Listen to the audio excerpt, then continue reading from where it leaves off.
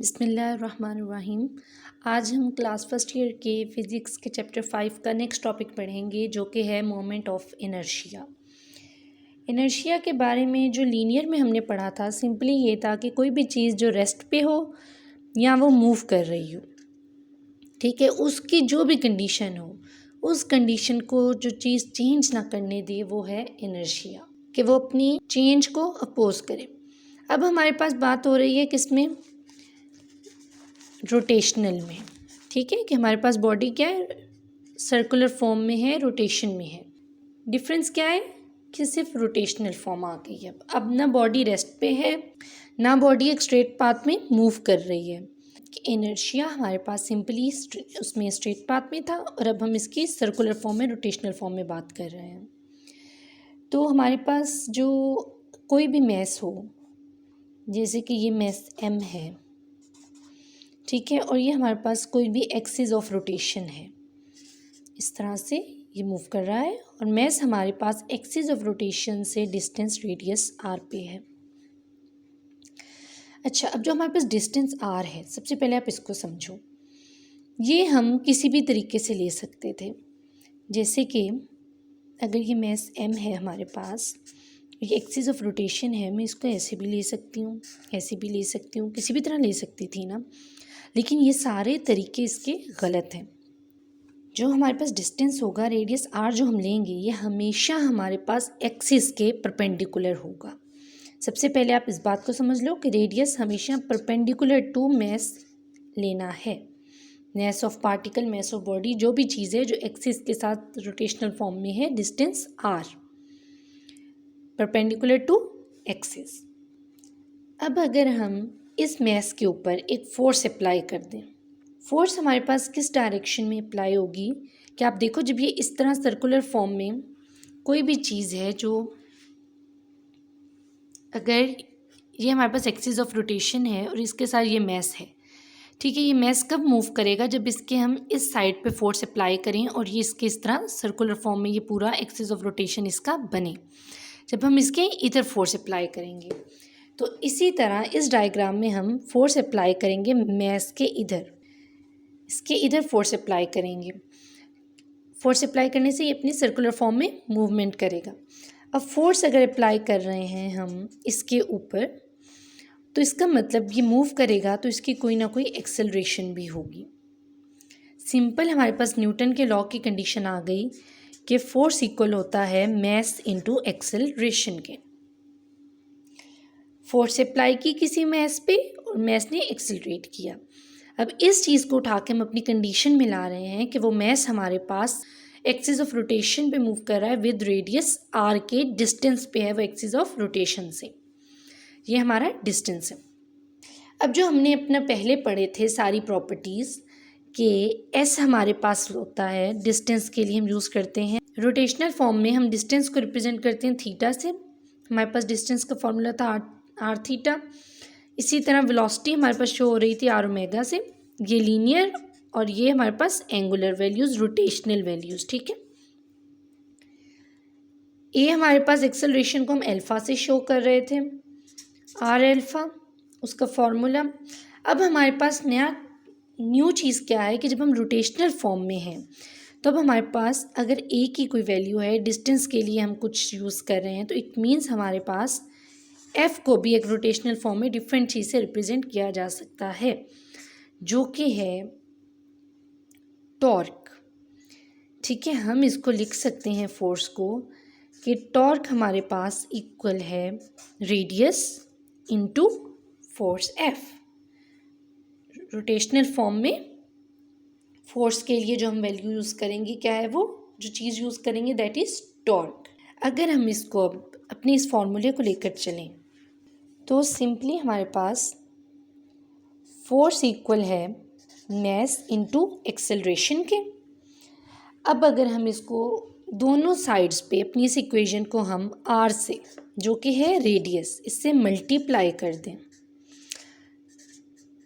Simply हमने क्या किया, मल्टीप्लाई कर दिया बोथ साइड्स पे आर को, तो ये बन गया F r equal to m mass acceleration are.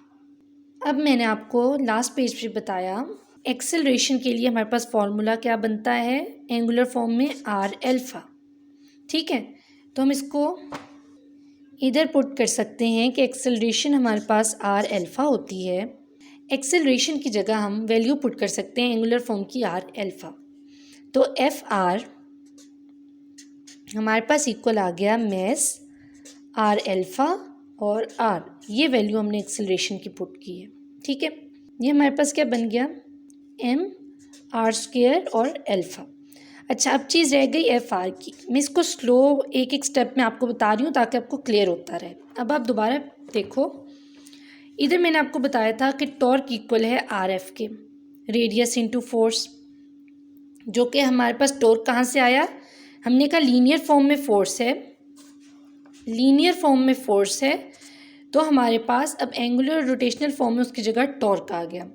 जैसे डिस्टेंस के लिए हमने थीटा ले लिया था, वेलोसिटी के लिए ओमेगा ले लिया था, एक्सेलरेशन के लिए अल्फा ले लिया था, फोर्स के लिए हमने टॉर्क ले लिया। तो इट मीन्स हमारे पास एफ आर इक्वल है टॉर्क के, तो हम इधर लिख सकते हैं टॉर्क। अब हमारे पास ये सिचुएशन आ गई, फोर्स अप्लाई किया, मैस था, रेडियस था, एक्सेलरेशन हुई। अब इसमें हमारे पास इनर्शिया कहाँ है, इनर्शिया आई का फॉर्मूला हमारे पास होता है मैस इंटू आर का स्क्वायर। सिंपली इसमें हमारे पास इनर्शिया ड्राइव हो गया है कि टॉर्क इक्वल है आई एल्फा। इनर्शिया को आप लिख सकते हो कि आई इक्वल है टॉर्क डिवाइडेड बाय एल्फा। ये हमारे पास क्या है, रोटेशनल फॉर्म में वैल्यूज आ गई हैं। हमारे पास मोमेंट ऑफ इनर्शिया और एंगुलर एक्सेलरेशन की वैल्यू का प्रोडक्ट हमारे पास हमें क्या देता है, टॉर्क का मैग्नीट्यूड। इनर्शिया के बारे में मैंने आपको क्या बताया कि जो किसी भी फोर्स को, अगर चीज़ रेस्ट पे है और उसे मूव करवाना चाहें तो मूव ना करने दे, रेजिस्ट करे, वो चीज़ इनर्शिया है।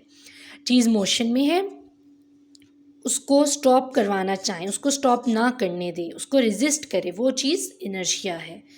हमने बात की रोटेशनल फॉर्म की, हमने कहा कि चीज़ एक्सिस में मूव कर रही है। ठीक है, मैस एम है, अब मैस एम मूव कर रहा है, उसके ऊपर फोर्स अप्लाई की, एक्सेलरेशन आई। ठीक है, सिंपली इस तरह से हमारे पास फॉर्मूला आ गया इनर्शिया का कि आई इक्वल होता है, ये रेडियस आर था, एम आर स्क्वायर, इस रेडियस का डिस्टेंस का स्क्वायर जिस पर हमारा मैस पड़ा है एक्सिस ऑफ रोटेशन से, और मैस। इनर्शिया हमारे पास क्या है, स्केलर क्वांटिटी है, इसकी वैल्यू हमारे पास क्या होगी, इसको मैं नेक्स्ट पेज पे क्लियर करके लिखती हूँ। इनर्शिया क्या है हमारे पास है, I equal to M R square. ठीक है, इनर्शिया क्या है हमारे पास, स्केलर क्वांटिटी, इसकी वैल्यू क्या होगी, मैस हम किस में लेते हैं, किलोग्राम में, रेडियस डिस्टेंस मीटर्स में, स्क्वायर है तो एम स्क्वायर। इनर्शिया का हमारे पास यूनिट आ गया किलोग्राम मीटर स्क्वायर और ये स्केलर क्वांटिटी है। अब बात रहेगी इनर्शिया हमारे पास डिपेंड किस पे करता है। इनर्शिया दो चीज़ों पे डिपेंड कर रहा है इधर। Number one is mass, body का मैस कितना है। अगर एक आप टायर की फॉर्म समझें,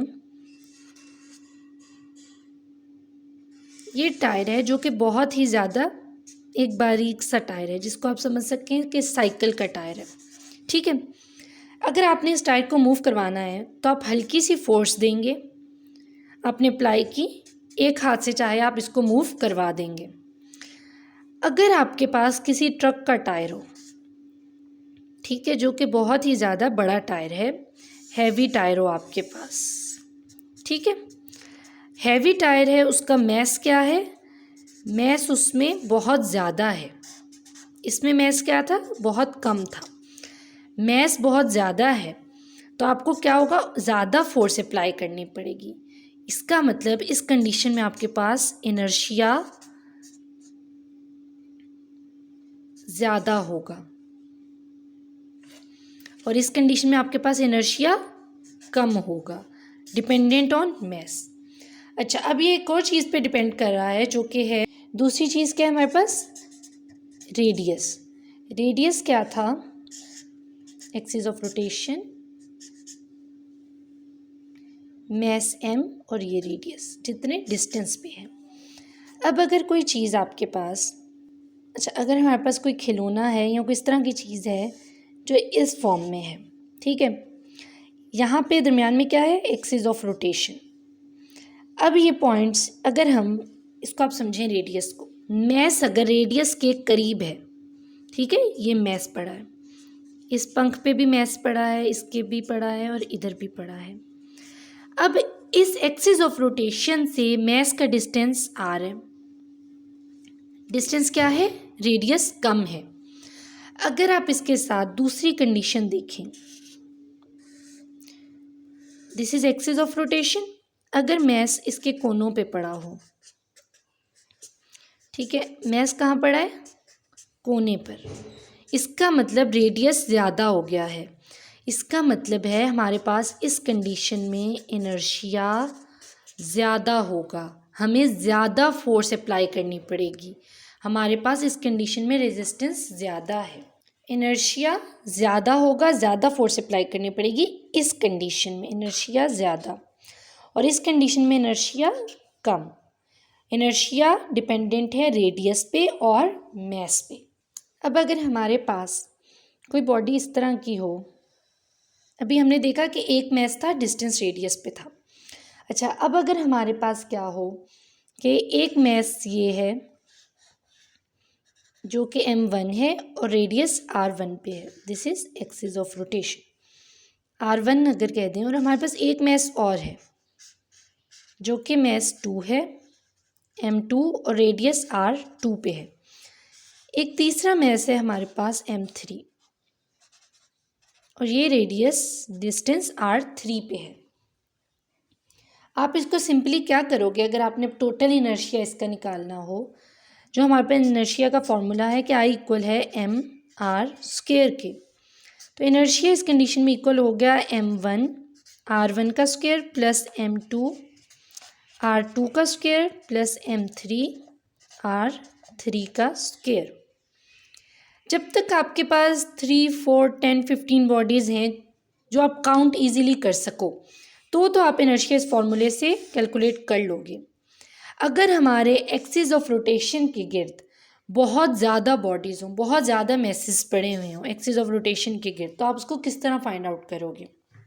अगर आपके पास बहुत ज़्यादा हों, यानी m1 r1 का स्क्वायर प्लस m2 r2 का square plus continue till mn rn का स्क्वायर, ठीक है, mn rn का स्क्वायर, n तक हमारे पास बॉडीज़ हैं, मैसेज हैं, तो आप इसको इस फॉर्मूले में पुट करोगे n i, और i को आप इक्वल लोगे 1 के, mi ri का स्क्वायर।